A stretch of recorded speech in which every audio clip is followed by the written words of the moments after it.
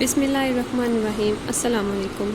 Welcome to our online class of chemistry of grade 9। पिछले lecture में हम लोगों ने how to write chemical formula को स्टडी कर लिया था। अब नेक्स्ट हमारे पास जो टॉपिक है हमारा आज, that is empirical formula and molecular formula. सबसे पहले हमने यहाँ पे मैंने आपको एम्पिरिकल फार्मूला की डेफिनेशन और यहाँ पे हमारे पास की जो एग्जांपल्स हैं फार्मूला यूनिट की डेफिनेशन है, ये सब कुछ मैंने हाईलाइट कर दिए हैं जिसमें इंपॉर्टेंट पॉइंट्स आते हैं।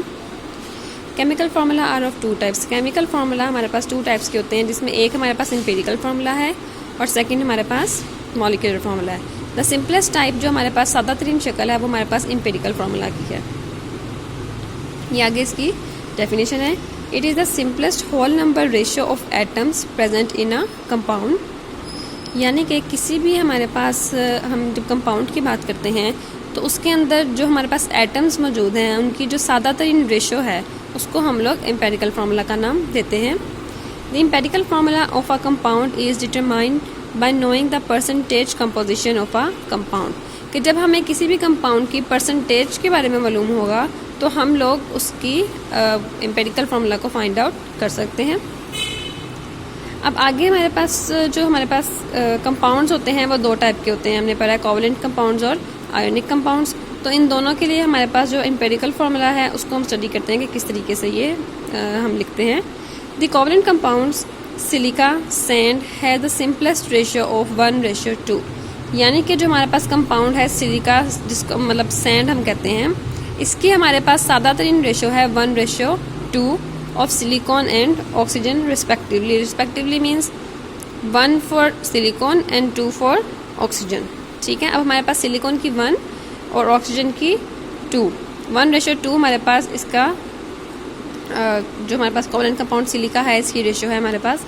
तो इसके लिए हम लोग जिसका एम्पिरिकल फार्मूला लिखेंगे वो सिलिकॉन 1 है तो हमारे पास खाली SI आ जाएगा उसका सिंबल, और ऑक्सीजन के साथ 2 है तो हम लोग ऑक्सीजन के साथ O2 ऐड कर देंगे। तो ये हमारे पास सिंपलेस्ट एम्पिरिकल फार्मूला आ जाएगा फॉर सैंड। इसी तरीके से हमारे पास नेक्स्ट है ग्लूकोज। ग्लूकोज हमारे पास, इसमें हमारे पास सिंपल रेशियो है 1:2:1 of carbon, hydrogen and oxygen respectively. इसका मतलब है कार्बन के लिए 1, हाइड्रोजन के लिए 2 और ऑक्सीजन के लिए भी 1। तो 1:2:1 of carbon, hydrogen and oxygen. तो जब हम इसका एम्पिरिकल फार्मूला राइट डाउन करेंगे तो कार्बन के लिए 1 है तो कार्बन सिंपल आ जाएगा, हाइड्रोजन के साथ 2 है तो H के साथ हमारे पास 2 आ जाएगा, और ऑक्सीजन हमारे पास 1 है तो ऑक्सीजन भी सिंपल आ जाएगा। तो इसका एम्पिरिकल फार्मूला हमारे पास CH2O है, जैसे कि मैंने आपको बता दिया। नेक्स्ट हमारे पास है ionic compounds. Ionic compounds exist in 3 dimensional network form. हमारे पास हमने पीछे डिस्कस किया था कि हमारे पास आयोनिक कंपाउंड जो हैं वो 3 डायमेंशनल क्रिस्टलेटिस की फॉर्म में मौजूद होते हैं। Each ion is surrounded by oppositely charged ion in such a way form electrically neutral compound. अब हमारे पास इसमें जब पॉजिटिव और नेगेटिव आयन्स आपस में बॉन्ड बनाते हैं तो एक positive ion oppositely charge ion के साथ, एक negative ion oppositely charge ion के साथ सराउंडेड होता है, और इस तरीके से वो एक दूसरे के इफेक्ट्स को कैंसिल कर देते हैं और न्यूट्रल कंपाउंड बन जाता है। तो इसलिए the simplest unit taken as representative of ionic compound is called formula unit. यानी कि आयनिक कंपाउंड के लिए जो हम लोग यूनिट यूज़ करते हैं उसको हम लोग फार्मूला यूनिट से रिप्रेजेंट करते हैं, फार्मूला यूनिट का नाम देते हैं। It is defined as the simplest whole number ratio of ions as present in the ionic compound. यानी कि आयनिक कंपाउंड के अंदर जो सादा तरीन हमारे पास शक्ल होगी आयन्स की, उसको हम लोग कहते हैं formula unit. In other words ionic compounds have only empirical formula. ये चीज़ आप लोगों ने याद रखनी है कि हमारे पास आयनिक कंपाउंड्स के सिर्फ और सिर्फ एम्पिरिकल फार्मूलाज होते हैं, आयनिक कंपाउंड्स के मॉलिक्यूलर फार्मूला नहीं होते, जबकि कोवलेंट कंपाउंड के मॉलिक्यूलर फार्मूलाज भी होते हैं। अब इसके एग्जांपल हम देख लेते हैं आयनिक कंपाउंड्स की। Formula unit of common salt consist of 1 sodium and 1 chlorine and 1 chloride ions. अब सोडियम और क्लोराइड, एक सोडियम Na+ और एक क्लोराइड आयन हमारे पास मौजूद है कॉमन सॉल्ट में, आम नमक में।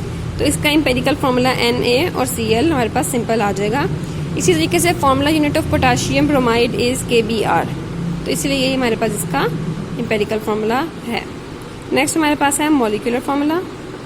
उसको स्टार्ट करने से पहले यहाँ पे उर्दू मीडियम स्टूडेंट्स के लिए मैंने ये निशान लगा दिए हैं जहाँ डेफिनेशंस हैं।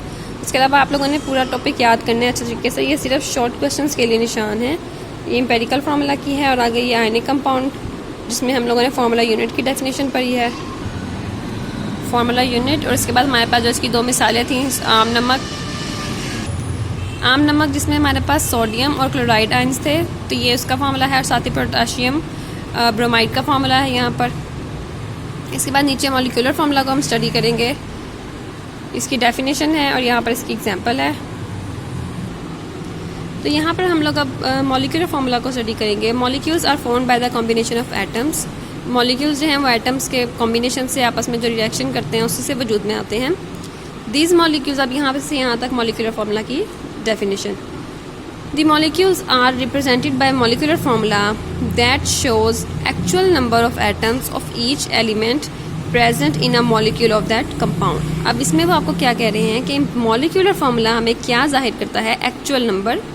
एक्चुअल नंबर मतलब हकीकी जो नंबर होता है वो बताते हैं हमें एटम्स के ऑफ ईच एलिमेंट, जितने भी एलिमेंट उस कंपाउंड में मौजूद हैं। अब हमारे पास एक मॉलिक्यूल है, ठीक है, मॉलिक्यूल्स मिलके कंपाउंड बना रहे हैं। अब कंपाउंड में जितने मॉलिक्यूल हैं और उस मॉलिक्यूल में जितने एलिमेंट्स हैं उन तमाम की एक्चुअल नंबर जो है हमारे पास वो हमें मॉलिक्यूलर फार्मूला बताता है। Molecular formula is derived from empirical formula by the following relationship. अब यहाँ पे उन्होंने आपको ये एक फार्मूला बता दिया है जिसके ज़रिए हम लोग मॉलिक्यूलर फार्मूला को डिटरमाइन करते हैं एम्पेरिकल फार्मूला के ज़रिए। जैसे कि molecular formula is equal to empirical formula, और ब्रैकेट के बाहर उन्होंने लिख दिया है small n। This small n represent numbers, any number 1 2 3 and so on. यानी कि ये n की जगह पर कोई भी नंबर हम लोग लिख सकते हैं जिसकी ज़रूरत हो हमें मॉलिक्यूलर फार्मूला बनाने के लिए। जैसे कि अब यहाँ पे आपको एग्जांपल दी गई है। For example molecular formula of benzene is C6H6। हम लोग जब बेंजीन के मॉलिक्यूलर फार्मूला की बात करते हैं तो हम कहेंगे कि this is C6 and H6 which is derived from the empirical formula CH। Benzene का हमारे पास यहाँ पे आपसे वो क्वेश्चन शॉर्ट में भी पूछ सकते हैं, लॉन्ग में पूछ सकते हैं कि बेंजीन का एम्पिरिकल फार्मूला बताएं और इसका मॉलिक्यूलर फार्मूला बताएं। तो इसका एम्पिरिकल फार्मूला हमारे पास CH है, यानी कि एम्पिरिकल फार्मूला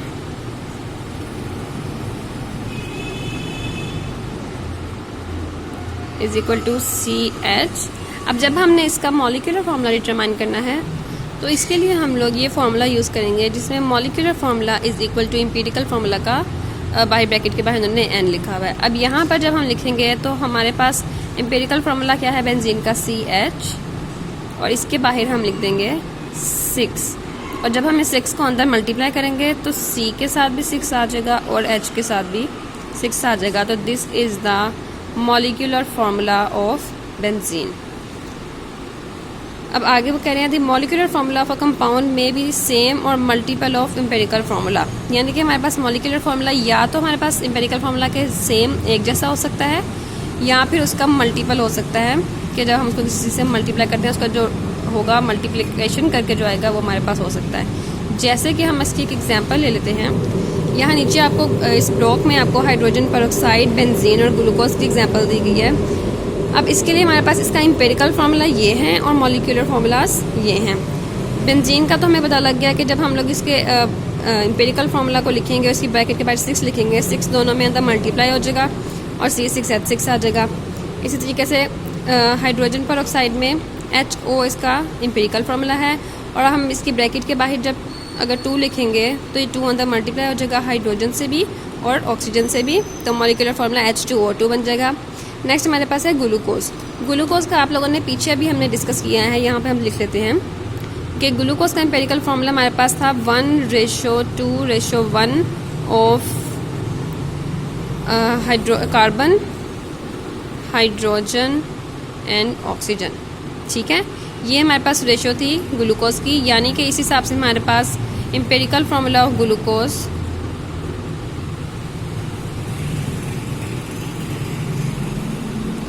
हमारे पास बन गया था C1 है, H2 है और O। ये हमारे पास है इसका एम्पेरिकल फार्मूला। अब जब हमने इसका मॉलिक्यूलर फार्मूला बनाना है तो मॉलिक्यूलर फार्मूला के लिए हम लोग इसका एम्पेरिकल फार्मूला का ब्रैकेट लेंगे और इसके बाहर लिखते हैं n के यहाँ पे हमारे पास अमाउंट है 6, ठीक है। अब इस 6 को हमने अंदर मल्टीप्लाई कर देना है, तो हमारे पास बन जाएगा, इसके साथ 1 है, 1 6 6, C6, H के साथ हमारे पास ऑलरेडी 2 है, तो 2 को जब हम 6 से मल्टीप्लाई करेंगे तो हमारे पास आ जाएगा 12, और O के साथ भी 1 है, तो हमारे पास 1 को 6 से मल्टीप्लाई करेंगे तो हमारे पास आएगा 6। तो this is the molecular formula and this is the empirical formula, ठीक है। तो ये आप लोगों ने इसके याद करने तरीके से MCQs और शॉर्ट क्वेश्चंस के लिए भी आपको यहाँ से पूछा जा सकता है। तो आज हमने यहाँ तक मॉलिक्यूलर फार्मूला एम्पिरिकल फार्मूला किया है। नेक्स्ट हम मॉलिक्यूलर मैथ्स और फार्मूला मैथ्स को कंटिन्यू करेंगे। Till then stay tune, subscribe to our YouTube channel. अल्लाह हाफिज़।